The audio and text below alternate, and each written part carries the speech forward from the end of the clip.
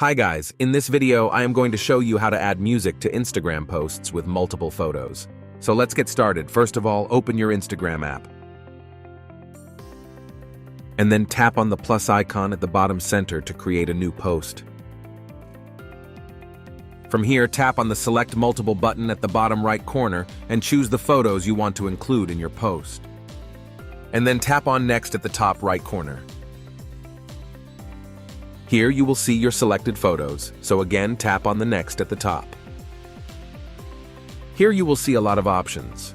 All you need to do is simply tap on Add Music. Here you can search for a song you want to add or browse through the available music options. Select the song you like. And you can adjust the duration by dragging the slider. Once you are satisfied with the music, tap on Done at the top right corner. That's how you can add music to multiple photos on Instagram. If you find this video useful, please show your support with a like. Your feedback is invaluable to us, so feel free to share your thoughts and suggestions in the comments section below. We are eager to hear from you.